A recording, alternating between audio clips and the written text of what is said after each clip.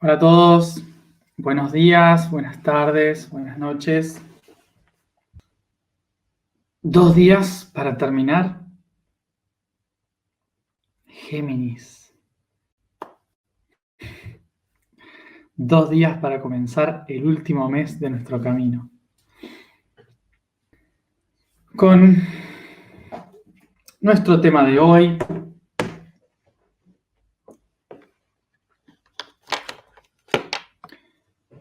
que recordemos es la historia.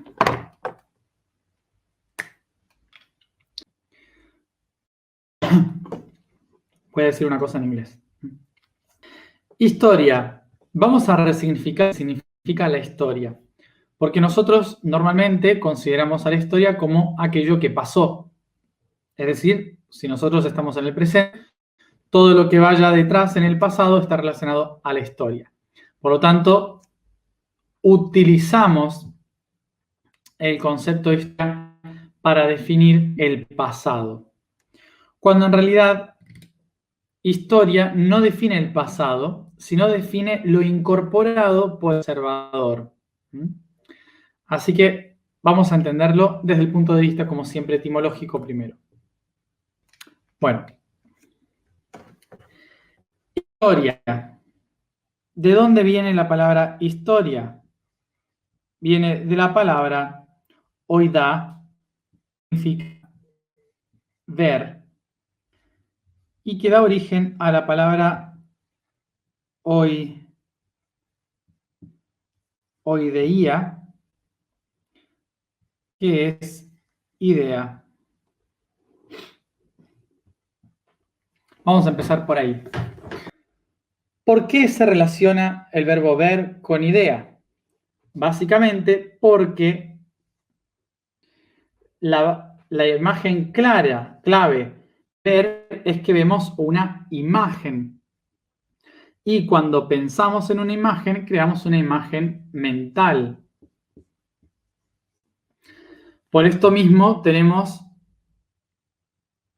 el concepto de ver algo hacia afuera, como oidá, y ver algo hacia adentro, también como oideía, ¿sí? Que es una imagen mental.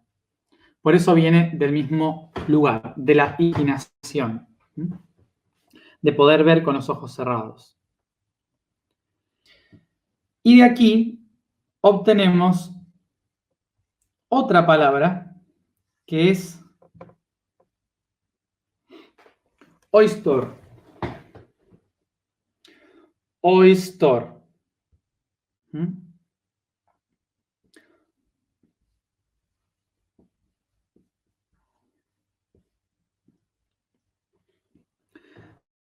Hoy de ahí tenemos otra palabra que es hoistor. ¿Qué significa hoistor? Tor es el sujeto que tiene una idea, o sea, el sabio. ¿Por qué? Es el que sabe, el que tiene la idea. Tiene idea. Por eso también es un sinónimo de, ¿cómo se llama esto? Testigo.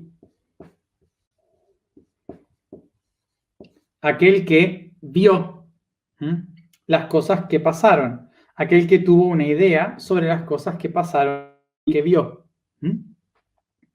Hoistor. Y si yo quiero describir la cualidad del sabio, entonces la voy a llamar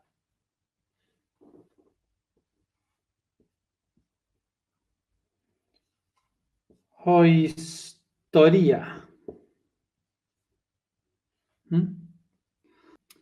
La habilidad del sabio, el que reconoce el atributo de saber las cosas que sucedieron, el que vio, el que fue testigo, el atributo del que fue testigo es hoistoría.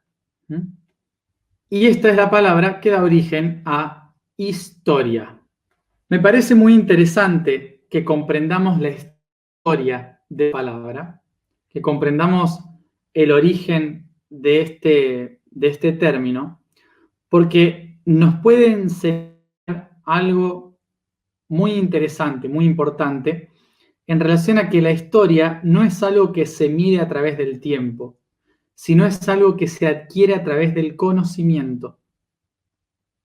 ¿Se entiende? Es muy diferente. O sea que historia no hace referencia a lo que pasó, no a lo que yo sé que pasó. Y por lo tanto está relacionado a la experiencia, a ser testigo de ello. La única razón por la cual el concepto de historia cambió es porque también cambió el concepto de ciencia. Recordemos que a través del descubrimiento del método científico, la aplicación del método científico a partir del siglo XVI, una de las cosas que sucedió es que todo conocimiento pasó a tratar de explicarse objetivamente y no subjetivamente. Es decir, que un experimento, por más que un experimento dependa de un sujeto, por lo tanto es subjetivo, de buscar todas las vías posibles para comprobar que esa realidad sea objetiva. Esto hizo que los historiadores, en lugar de ser cuentacuentos que narraban las cosas que habían vivido, pasaran a ser investigadores para comprobar que las cosas que se decían habían pasado de verdad. Y ahí es cuando el concepto de la historia pasa a definir situaciones exactas en una línea de tiempo y deja de describir lo que somos, lo que sentimos, lo que vivimos como experiencia. ¿Qué sucede con esto? Que a partir de ese momento, los hechos empezaron a ordenarse objetivamente y empezó a crearse algo que llamamos línea histórica. Y aquí es cuando cambia todo el concepto de la historia. La historia empieza a ser tratada de un modo científico y por lo tanto empieza a verse deshumanizada. Por lo tanto, se empieza a ver la historia como un objeto de estudio externo al humano y no como algo propio de la vida humana. Empezamos a ver la historia como algo que se puede medir en una línea y que no está relacionado con nosotros. De la misma forma que la ciencia empezó a estudiar el funcionamiento de la realidad desde el experimento, haciéndonos a nosotros como una parte externa de los experimentos, para alejarnos y no intervenir en los resultados, también para no intervenir en la historia, lo que se hizo fue separarnos de esa historia y mirarla fríamente, analíticamente, sin estar involucrados en ello. Pero ¿qué sucede cuando nos alejamos y vemos solamente los hechos? Que no entendemos el contexto histórico y perdemos un montón de contenido que está relacionado a cómo la gente vive los hechos, que es muy diferente a ver los hechos. Esto es lo que hace que muchas veces se estudie historia de la humanidad, por ejemplo, se estudia historia de la humanidad y se dice, pasó esto, esto, esto o esto.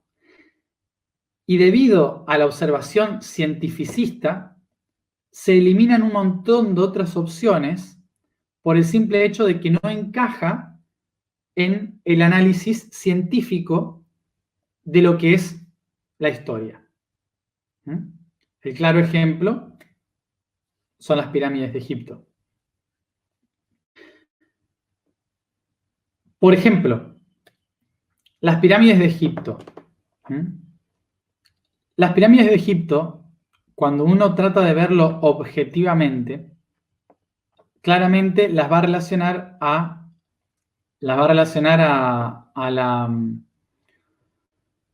la cultura egipcia, las va a relacionar a los faraones y históricamente, lo que los historiadores hacen no es investigar lo que pasaba en ese momento.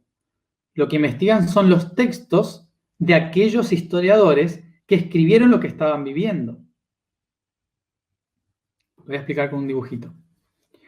Y no porque los historiadores quieran mentirnos ni ocultarnos nada, sino porque no van más atrás, porque no abren su mente a vivirlo desde otro lugar.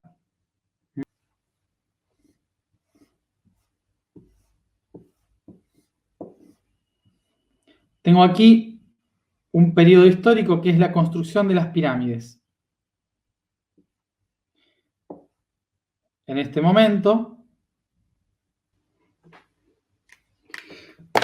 no creo que se entienda porque son muchas líneas, pero vamos a ver. Voy a tratar de que se entienda.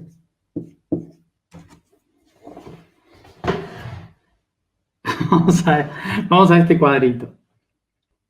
Bueno, empezamos por acá. ¿Dónde estamos? Construcción. La construcción de la pirámide. Bueno, tenemos la construcción de la pirámide. ¿Qué hacen en la antigüedad? No lo dejaban escrito. No lo dejaban escrito. Lo que hacen es contar una historia oral. Porque la palabra era más importante. Entonces se cuenta la historia oral. Bien. Esta historia oral es la que después, en este periodo de la historia, vamos a llamar mitología. Mitología. Aquí están los dioses y demás. Lo que acá es historia real, acá se va a transformar en mitología, que es la historia, una forma de contar cómo los historiadores de momento contan las cosas de una manera subjetiva, como un cuentacuentos. Entonces se transforma en mitología, que luego llega en época como ficción, obviamente. Llega como ficción. Como algo que es irreal. ¿Por qué llega como algo irreal? Porque acá pasó a ser mitología.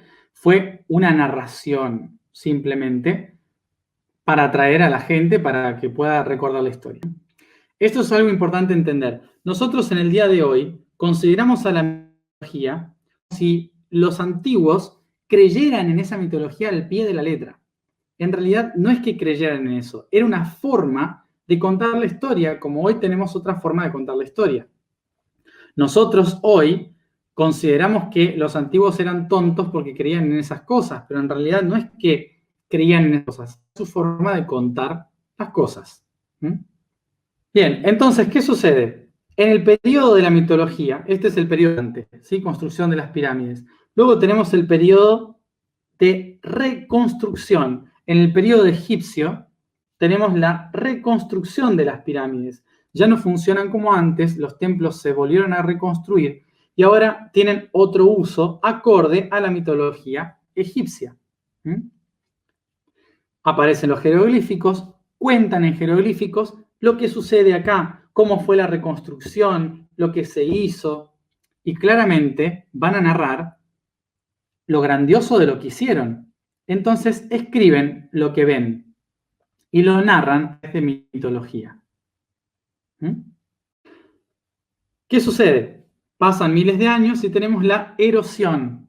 La erosión, se rompen las pirámides, lo usan para otras cosas y llegamos al día de hoy con el esqueleto de las pirámides, que ya queda más o menos así. ¿Qué hacen los historiadores? Hubo un momento intermedio en el periodo greco-romano que todos los templos antiguos se reconstruyeron otra vez. Se volvieron a hacer de nuevo, porque para los historiadores greco-romanos, la forma de honrar la historia era volviendo a ponerla de pie.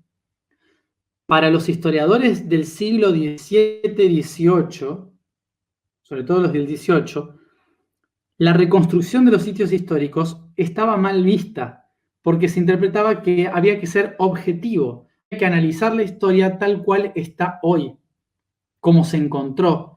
Por eso hoy, cuando vamos a un sitio histórico, lo vemos tal cual está. Pero en la época grecorromana, si encontraban un sitio arqueológico antiguo, lo reconstruían, lo volvían a pintar. ¿Sí? Entonces, ¿qué pasa? Muchos de los sitios que hoy en día encontramos fueron reconstruidos en el periodo greco-romano o en el periodo de civilizaciones como la egipcia. Para el pueblo greco-romano, el tiempo era circular. ¿Sí? Recordemos esto.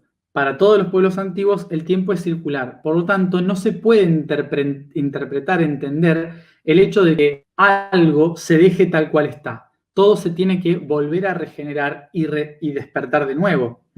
Ese es el concepto del tiempo circular. Cuando en el siglo XVIII empezamos a trabajar la historia desde el tiempo lineal, entonces interpretamos que la historia debe dejarse como tal que encontramos, ¿sí? Y no se puede tocar porque no estamos en un círculo, tiene que quedarse exactamente como es. Es un concepto temporal. Ok, entonces, ¿qué sucede? Como no se puede tocar, no se puede entender, los científicos tienen dos maneras de entender la historia. Por un lado, es a través de interpretar los textos que encuentran y las tradiciones que se mantienen. Leen lo que encuentran, leen los textos, traducen los textos y por lo tanto, ¿qué están haciendo? Leyendo lo que escribieron estos de acá. Pero lo que escribieron estos de acá es lo que ellos veían, no lo que es.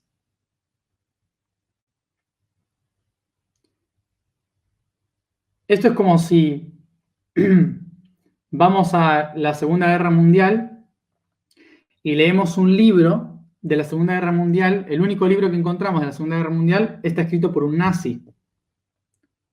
¿Qué vamos a creer que pasó en la Segunda Guerra Mundial? Algo totalmente diferente a lo que realmente pasó, ¿no? Porque la historia la escriben los que ganan. Entonces, si toda la historia fue destruida y solamente quedan unos pocos textos, y esos pocos textos dicen, o son todos de una misma visión, de una misma cultura, entonces lo que nos llega a nosotros es la visión de esta cultura, pero no la verdad. Entonces tenemos otra forma de poder comprobar si lo que está escrito es cierto, que es carbono 14. El carbono 14 es una prueba química que se hace a huesos y objetos orgánicos, no minerales, orgánicos, cosas que estén compuestas por carbono, concretamente que tengan el carbono 14. Entonces, cuando se hace análisis, por ejemplo, al lado de la pirámide había gente muerta. Entonces, se hace el análisis del carbono 14 de una tumba al lado de la pirámide y dice, claro, ¿ven? Este señor, acá está escrito que dice arquitecto. Y el carbono 14 nos dice que data de el 2400 a.C. Entonces, por deducción, se dice que la pirámide fue construida 2500 a.C. por ese arquitecto que escribió Yo trabajé acá. Así funciona la historia. Así es como se escribe la historia, por deducción. Objetiva, por deducción objetiva. Otra forma de entender los puntos de la historia es la erosión y la acumulación de ciertos sedimentos.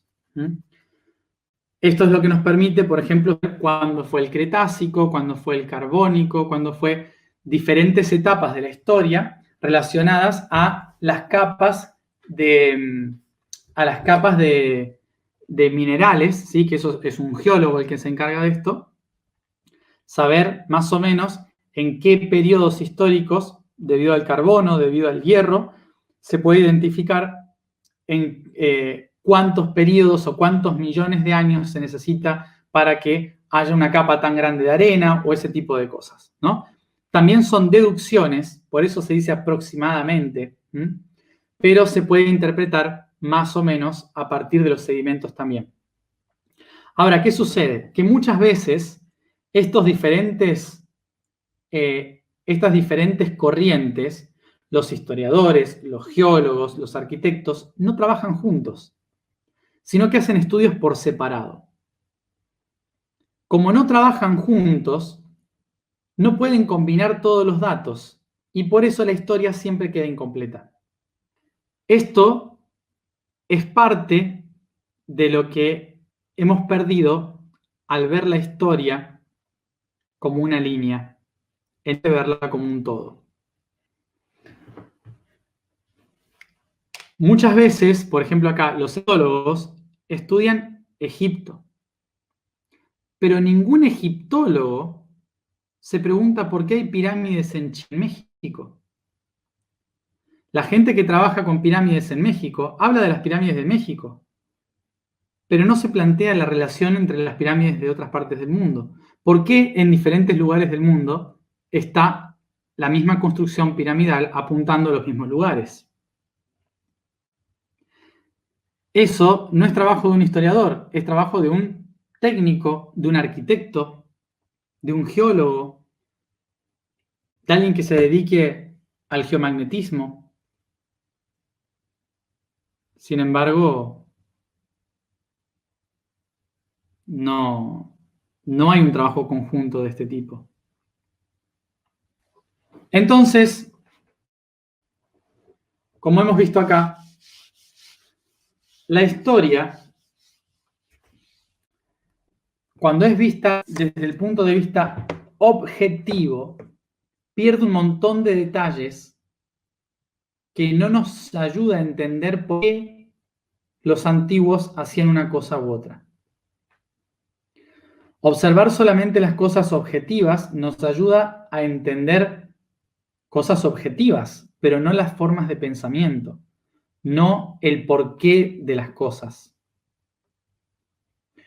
Por ejemplo, algo muy básico de aquí de Egipto, ¿no? Se considera a los egipcios politeístas.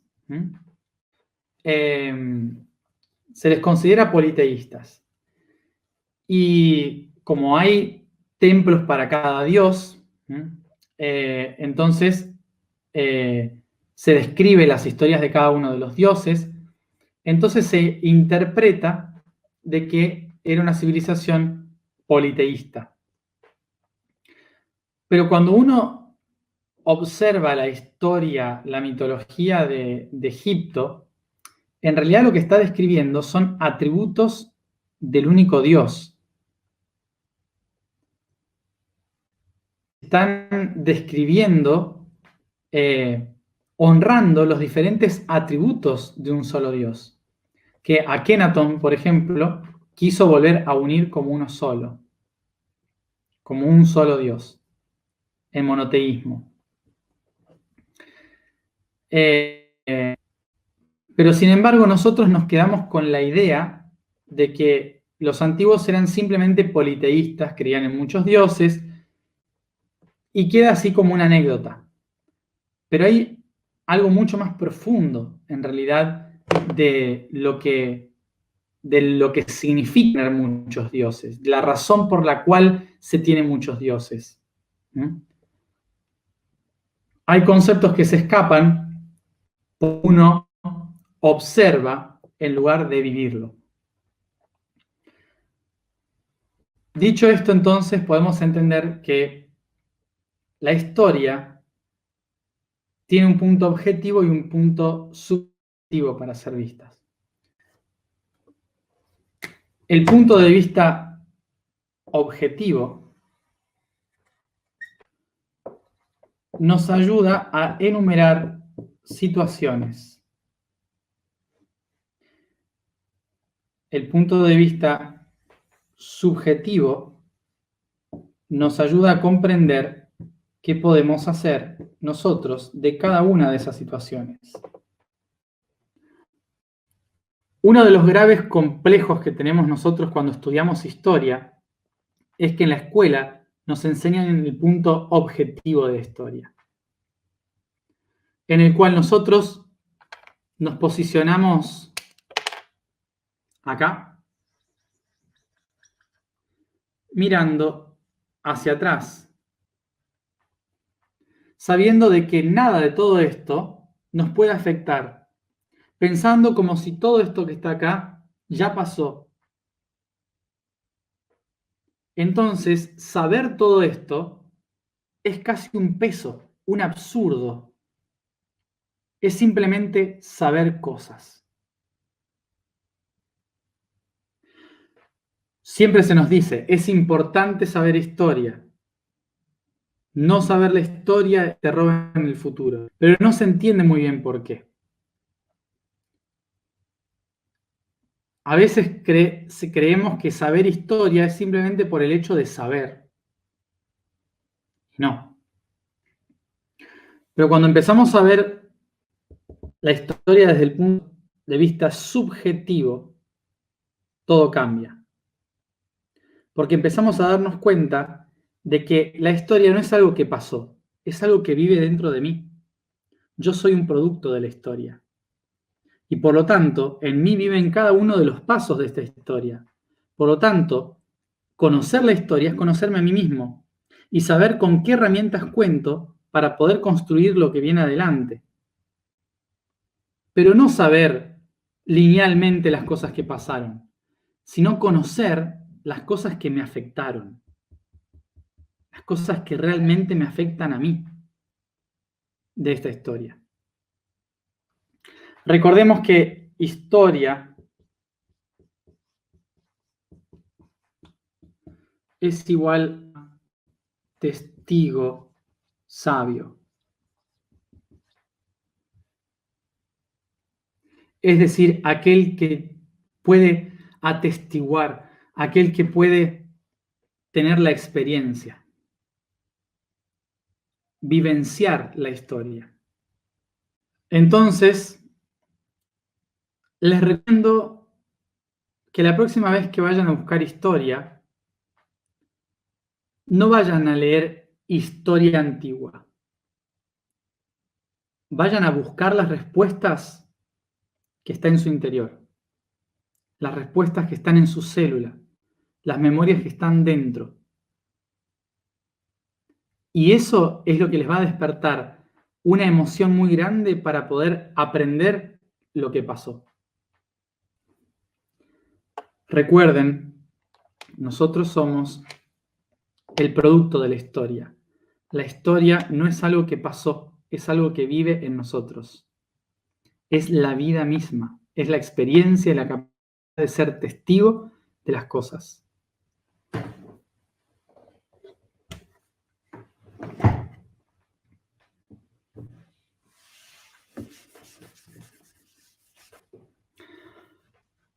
La vibración del día es Q. La afirmación es yo soy producto de mi historia. El código del día de hoy es una de las 12 familias atlantes que se dedicaron a custodiar las 12 puertas de la Tierra y por eso, en honor a ellos, decimos su nombre, Isti. Vamos a la alineación. Nos sentamos cómodamente, cerramos los ojos y nos concentramos en la respiración.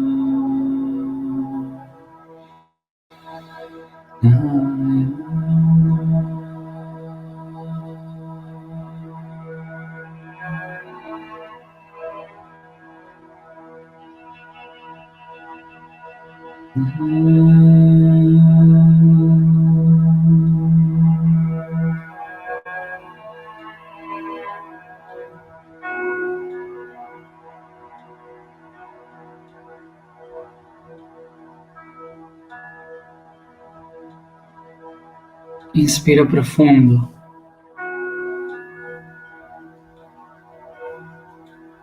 Y tomo conciencia de mi cuerpo físico.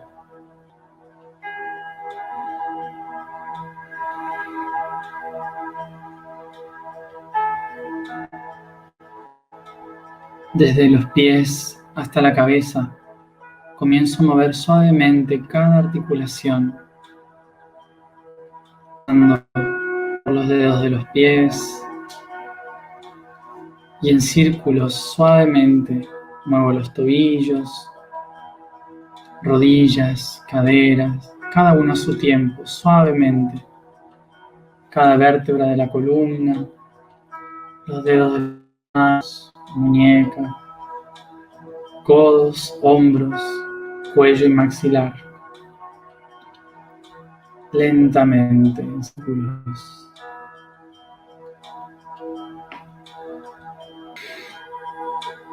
Y me permito bostezar y mover todo mi cuerpo lentamente, como en una suave danza.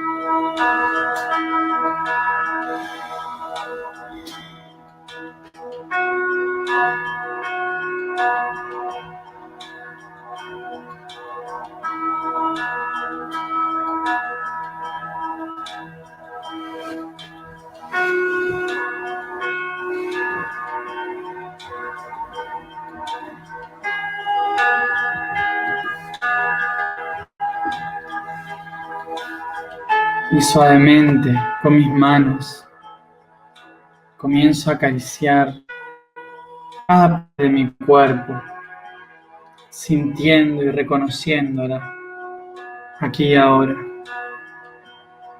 reconociendo este resultado de toda la historia.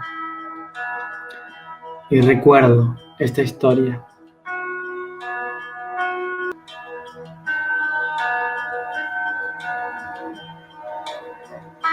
Tomo conciencia de mi vida, aquí y ahora.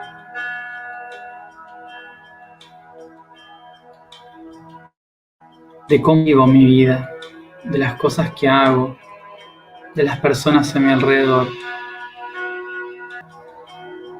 Tomo conciencia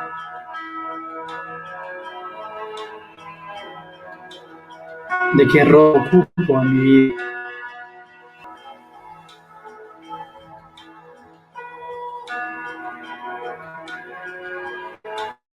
Visualizo en un instante todas las cosas que me trajeron hasta aquí, todos los hechos, la historia de mi vida, hasta el momento de mi nacimiento.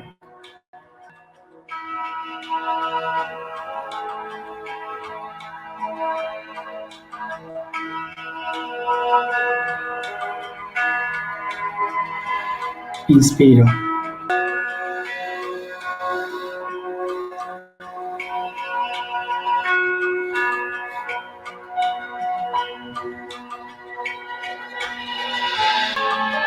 Y reconozco que dentro de mí también se encuentran mis padres.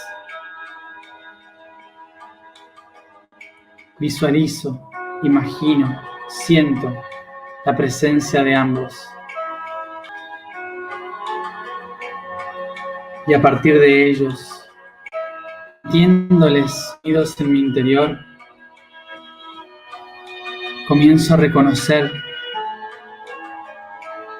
a mis abuelos, abuelas, a sus padres y madres, y en todos los que pueda pensar hacia lo más atrás en el pasado.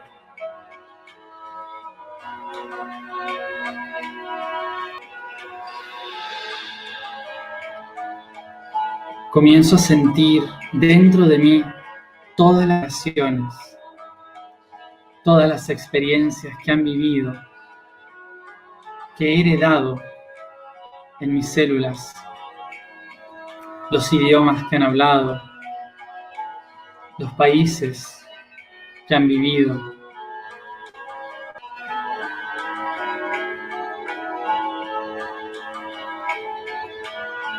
Y reconozco la historia de la humanidad en la cual mi familia se movió.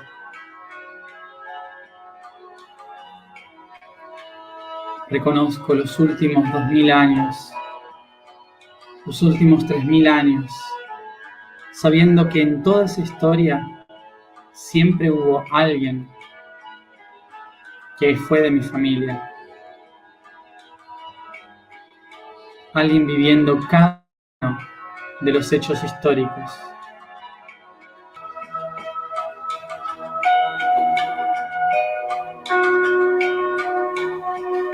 Y en tu cariño, mi cuerpo, le doy un abrazo a esa historia. Reconozco en mis células los últimos 700 años de los homínidos.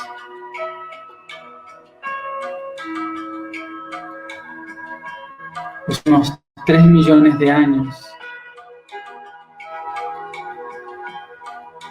de la creación de la humanidad.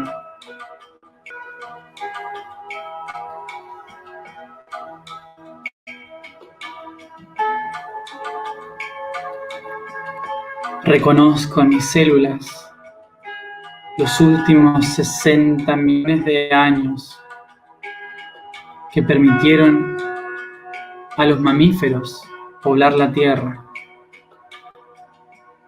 Les reconozco en mí.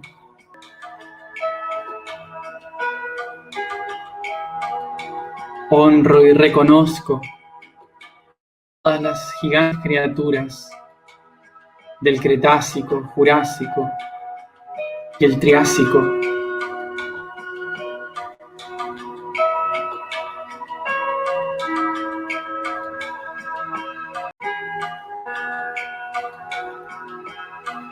Honro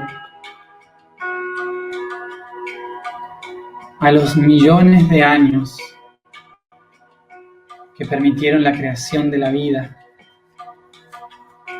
la aparición de las células, oxígeno,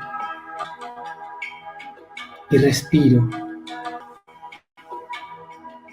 Honro los 4.500 millones de años de la Tierra y la Luna que me hacen ser lo que soy cada día.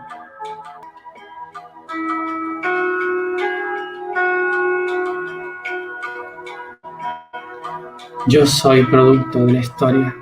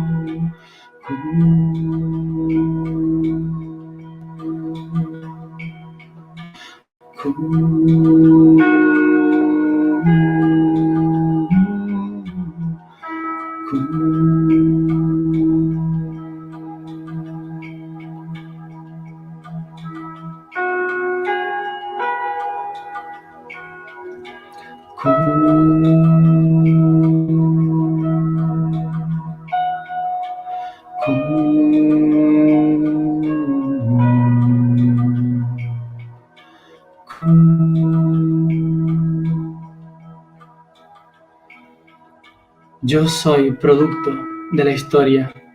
Yo soy producto de la historia. Yo soy producto de la historia. Yo pienso, yo pienso, yo pienso. Yo soy la historia viva.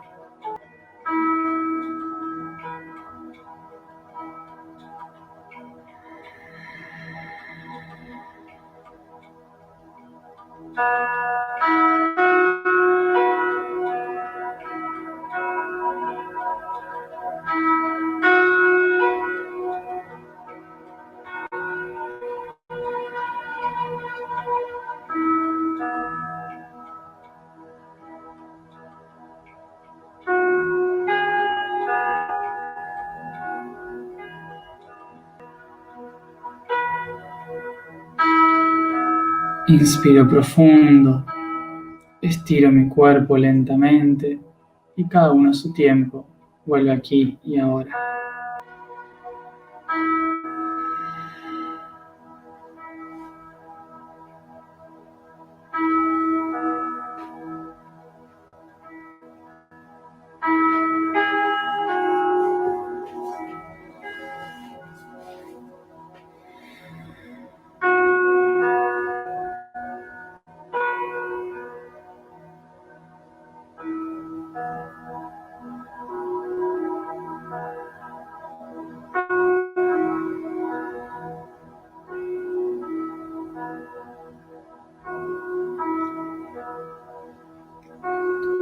Gracias a todos por estar aquí un día más.